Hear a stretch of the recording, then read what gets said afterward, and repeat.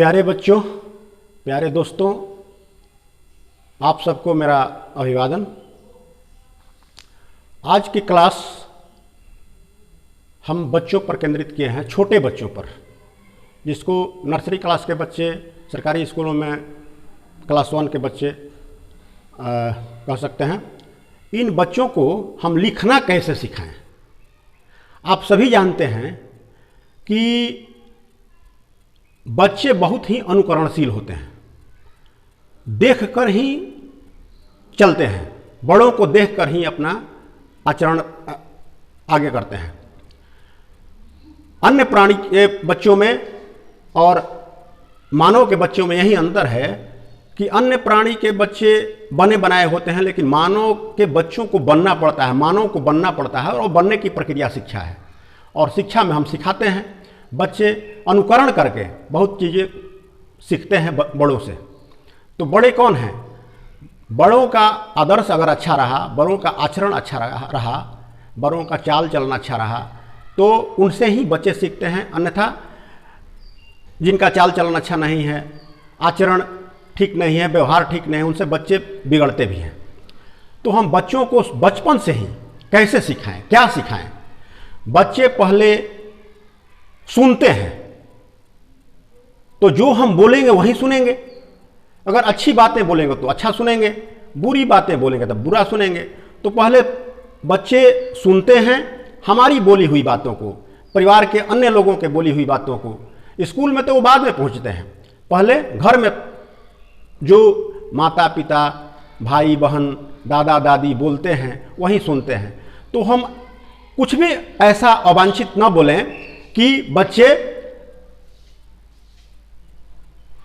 गलत सुने, वही सुने जो हम बोलना चाहते हैं, उनको सिखाना चाहते हैं।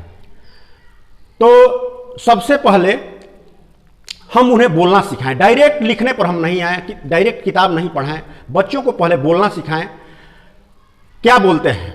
इसके बाद दूसरी प्रक्रिया है कि हम जो बोलें वो बच्चों को, अगर पढ़ाने की प्रक्रिया आई तो उसमें पढ़ाने के लिए उसमें हम चार्ट बना लें, छोटा छोटा चार्ट बना लें। जैसे कागज पर ऐसे बना सकते हैं, चौकोर चार्ट पर लिख सकते हैं, उसको दिखाएंगे, लिख करके दिखाएंगे। जैसे हमको क लिखना है तो इस पर क दिखाएंगे पहले बच्चे को, ख दिखाएंगे उसको कि ख ऐसे होता है। क्योंकि पिक्चर का ज़्यादा प्रभाव पड़ता है बच्चे के दिमाग पर, बोलने से भी ज़्यादा पिक्चर का। जो एक बार देखता है उसको देख करके समझता है बच्चा। जो देख कर हम समझाने की कोशिश करें, पहले दिखाएं ये पिक्चर, बोलें कि क ख, ए भी लिखना है, ए बी। तो इसको भी चार्ट पर, छोटे छोटे चार्ट पर बना लें, छोटे छोटे बोर्ड पर बना लें, और बच्चों को कागज के टुकड़े पर बना लें, कूट वगैरह पर, और उसको दिखाएं। पहले दिखाएं कि देखो ये है, ए फॉर एप्पल होता है, बी फॉर बॉल होता है, क से कबूतर होता है, ख से खरगोश होता है। ये बता करके हम उसको सिखाएंगे। पहले फोटो नहीं दिखाएं, पहले ये पहचानवाएं अक्षर उसको, और अक्षर पहचाना करके लेटर पहचाना।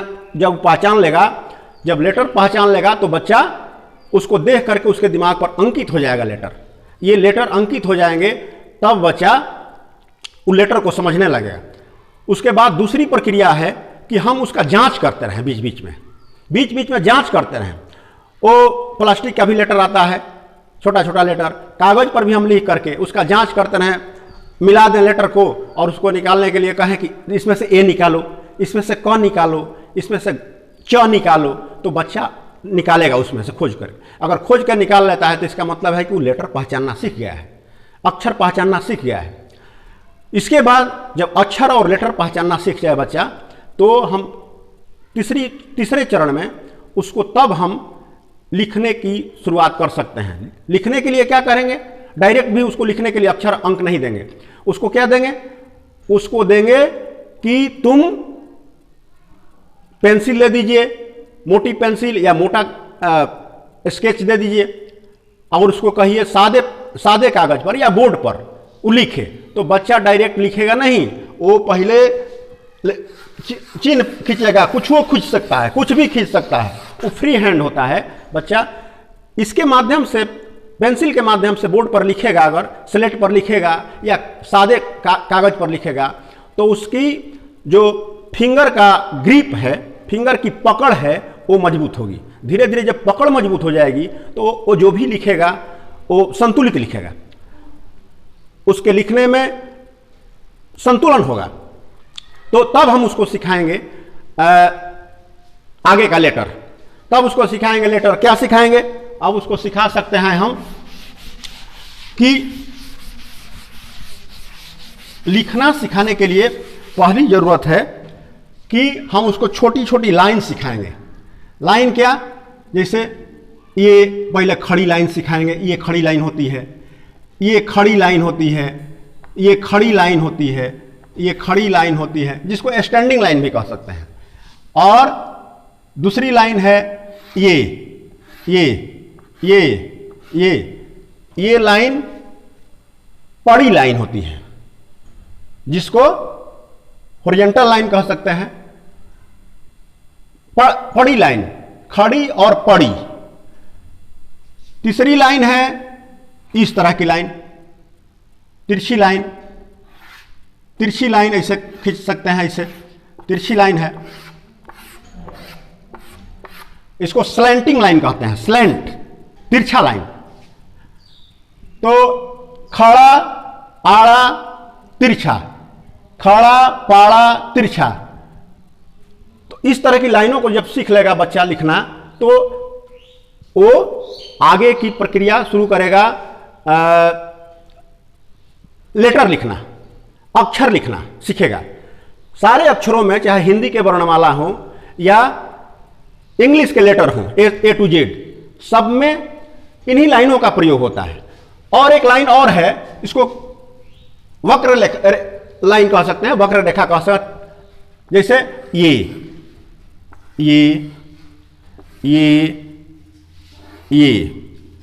ये आधा गोलाकार रेखाएं हैं, आधी गोलाकार रेखाएं हैं। इन रेखाओं का भी जरूरत पड़ती है, क्योंकि जितने लेटर आप देखिएगा उन लेटरों में, उन सभी अक्षरों में इन्हीं का प्रयोग होता है। 3-4 तरह के जो ये रेखाएं हैं, इनका प्रयोग करके बच्चे लिखते हैं, चाहे हम सिखाते हैं उन्हें। तो जैसा सिखाएंगे, जब ये बच्चे सीख जाएंगे, तो अब इसको हम सिखाएंगे, जैसे हिंदी की अपेक्षा, हिंदी वर्णमाला की अपेक्षा, हिंदी के अक्षर की अपेक्षा अंग्रेजी के अक्षर लिखना ज़्यादा आसान होता है। तो अंग्रेजी के अक्षरों को, जो आसान है, आसान से हम कठिन की तरफ बढ़ेंगे, जो सरल है उससे कठिन की तरफ बच्चे को हम ले चलेंगे। तो सरल क्या है? जैसे हम ए लिखते हैं, ए लिखते हैं, तो ए में है क्या? स्लैंट लाइन, तिरछी लाइन। 2 तिरछी लाइनों को एक सीधी लाइन से ऐसे मिला देना है। जैसे आई है, आई एक सिर्फ एक खड़ी लाइन से, स्टैंडिंग लाइन से इसको खींच देंगे तो आई हो जाएगा। जैसे ई है, ई, तो ई को क्या कहें? एक खड़ी लाइन और 3 हॉरिजॉन्टल लाइन, इसको खींच करके ई लिख सकते हैं। एफ लिखना है तो एक खड़ी लाइन और 2 पड़ी लाइन, इससे एफ लिख सकते हैं। तो इन टी लिखना है, जिसे एल लिखना है, तो एक खड़ी और एक हॉरिजॉन्टल लाइन। टी लिखना है तो एक खड़ी और एक हॉरिजॉन्टल लाइन। तो टी तो पहले जो आसान जो लेटर है उसको सिखाएंगे। इसके बाद जो थोड़ा उससे कठिन है, क्रमशः वक्र रेखा की तरफ, स्लैंटिंग लाइन की तरफ बढ़ते जाएंगे और ऐसे सिखाएंगे हम। इसी तरह से हिंदी के अक्षरों को सिखाने के लिए बच्चे को क्या करेंगे हम? पहले जो हिंदी के वर्णमाला आसान है, आसान कौन है? जैसे पहले खोजेंगे हम कि वर्टिकल लाइन से और हॉरिजॉन्टल लाइन से कौन बनने वाला है। तो देखें हम उसमें, देखें पहले, देखिए वक्र रेखा से ही बनता है। जितने हिंदी के वर्णमाला हैं सब में वक्र रेखाएं हैं, मतलब कर्व लाइन है, कर्व लाइन से ही बनता है। और सीधी लाइन से भी बनता है। तो जैसे हमको क लिखना है, क सिखाना है, तो क्या सिखाएंगे? पहले क आसान उतना नहीं है। पहले हम देखें कि व लिखना है, व, वह देखिए, तो वह एक वक्र रेखा बनाएंगे, एक वक्र रेखा बनाएंगे और एक खड़ी लाइन खींच देंगे। तो क्या हो गया, वह हो गया, वह हो गया। बच्चा पहचान जाएगा, क्योंकि पहचानना हमने पहले सिखा दिया है उसको। बच्चा पहचान जाएगा कि वह है, और उसका हाथ भी वो आड़ी तिरछी रेखाओं को खींचते हुए, वक्र रेखाओं को खींचते हुए, जिगजैग रेखाओं को खींचते हुए उसका हाथ भी, अब फिंगर भी बैठ गया है। तो वह लिखेगा, वह ऐसे लिखाएंगे, एक वक्र रेखा खींचेंगे, ऐसे गोला अर्ध गोला बनाएंगे, आधा गोला, एक लाइन सीधी खींच देंगे और एक लाइन इधर से सीधी खींच देंगे, तो वह हो गया। इसके बाद क्या करेंगे, इसके बाद इसी लाइन से मिलती जुलती जो अक्षर हैं उनको पहले सिखाएंगे। इसके बाद इसी को ऐसे कर देंगे और इसको मिला देंगे और इसको मिला देंगे, वह हो गया। वह को ऐसे काट देंगे, बच्चे को सिखाएंगे ऐसे काट दोगे, उसका पेट काट दोगे तो ब हो जाएगा। अब प लिखना है, जैसे प, तो प को ऐसे शुरू करेंगे, ऐसे करेंगे, एक लाइन वर्टिकल, एक लाइन हॉरिजॉन्टल, फिर एक लाइन सीधी, फिर इसको इससे मिला देंगे तो प हो गया। अब इनसे देखेंगे कि अब इनसे पहला दिन इसको सिखाएंगे और उसको लिखने के लिए देंगे कि लिखो, 4-5 बार लिखने के लिए देंगे, एक रेखा, एक अक्षर को 4-5 बार लिखने के लिए देंगे। जब ये लिखना पूरा कर देगा, तब हम क्या करेंगे, तब हम करेंगे व से ही, देखिए दूसरे दिन बनाएंगे व से। अब उसको सिखाएंगे कि देखो, अब इसको आगे ऐसे टेढ़ा कर दोगे बाबू तो ये हो जाएगा क।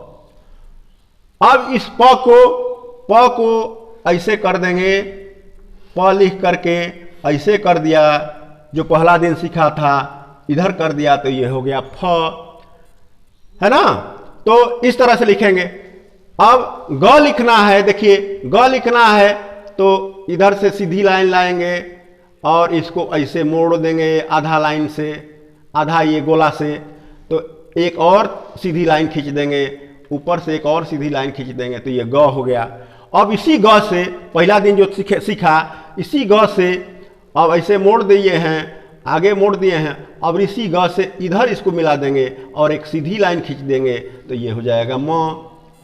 इसी म को इधर थोड़ा सा और गोला एक बना दिए तो ये भ हो गया। इसी तरह से क्रमशः हम बढ़ते जाएंगे और जो सरल,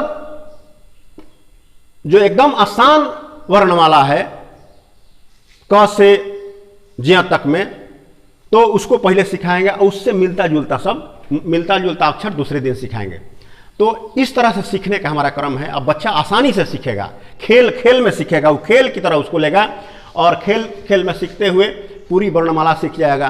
तो पहले हम अंग्रेजी के लेटर सिखाएंगे, क्योंकि अंग्रेजी के लेटर ज़्यादा आसान होते हैं हिंदी के वर्णमाला की अपेक्षा, क्योंकि उसमें ज़्यादातर स्टैंडिंग लाइन और स्लीपिंग लाइन का ही प्रयोग होता है। वर्टिकल और क्षैतिजी रेखाओं का, सीधी रेखाओं का प्रयोग होता है, या स्लैंटिंग लाइन का प्रयोग होता है। वक्र का बहुत कम प्रयोग होता है उसमें, तो वो आसानी से सीखेगा। और यह भी जरूरी नहीं है कि हम ए से ही सिखाएं या क से ही सिखाएं। हम कहीं से जो अक्षर, जो लेटर बच्चे को सीखने में आसान हो, पहले उसी को सिखाएंगे। ए से जेड में जो भी आसान हो उसको सिखाएंगे। धीरे धीरे उसको हम करते करते पूरी तरह ले जाएंगे ए से जेड तक, फिर क से ज तक, और आ उसी तरह सिखाएंगे। स्वर भी उसी तरह से सिखाएंगे। अ लिखना है तो कर्व लाइन ऐसे करेंगे, एक कर्व और इसी में दूसरा कर्व ऐसे कर देंगे, और दूसरा कर्व में यहाँ लाइन खींच देंगे ऐसे, फिर यहाँ एक ऐसे लाइन खींच देंगे, ये हो गया अ। अब इसको अ से मिलता जुलता आ भी है तो उसको बताएंगे, एक और इस पर खड़ी रेखा खींच देगा तो आ हो जाएगा, आ हो जाएगा। इसी तरह से सब कुछ। ऊ लिखना है, इसके बाद अ के बाद ऊ लिखना है, इसमें सबसे दो वक्र रेखा खींचेंगे और इसको ऐसे ले जाएंगे ऊपर तो ऊ हो जाएगा, ये छोटा ऊ, ह्रस्व ऊ। इसी में इधर पूछ लगा देंगे तो हो गया दीर्घ ऊ। बच्चे को ऐसे ही बताएंगे और क्रमशः आगे लेते जाएंगे, इसमें आगे लेते जाएंगे। तो इस तरह हमारा काम आसान हो जाएगा। हम भी टेंशन फ्री रहेंगे, बच्चा भी टेंशन फ्री रहेगा और एकदम आराम से आराम से सीखेगा बच्चा, खूब आसानी से सीखेगा वर्णमाला, उसके ऊपर तनिक भी प्रेशर नहीं पड़ेगा और खेल खेल में सीखेगा, उसको खेल समझेगा। और इसको माँ, घर में माँ, आजकल तो कोरोना के पीरियड में, कोरोना की स्थिति में घर से निकलना मुश्किल है, स्कूल में बच्चे जा नहीं पाते हैं। इस स्थिति में माँ का और पिता का बहुत बड़ा रोल हो जाता है। और माँ पिता अगर जागरूक हैं, सजग हैं, तो अपने बच्चे को आसानी से कोरोना का, लॉकडाउन का फायदा उठा सकते हैं, घर में सिखा सकते हैं, आसानी से सिखा सकते हैं। जब तक स्कूल बचा जाएगा काफ़ी कुछ सीख चुका होगा। इसलिए माँ बाप, भाई बहन का बहुत बड़ा रोल होता है छोटे बच्चे को सिखाने में। इस कोरोना काल की अवधि में हमारा फर्ज बनता है कि हम न केवल अपने बच्चे को, बल्कि ऐसे माता पिता हैं जो अनपढ़ हैं, कुछ जानते नहीं हैं, उनके बच्चों को भी हम घर पर बुला के या उनके घर सिखा करके, उनके अलग अलग बैठा करके ये सिखाएं, वर्णमाला का ज्ञान दें, आसानी से दें। ये बहुत पुण्य पवित्र कार्य है। शिक्षा का दान सबसे बड़ा दान है और ये हम इस दान को करके हम महादान कर सकते हैं। धन्यवाद।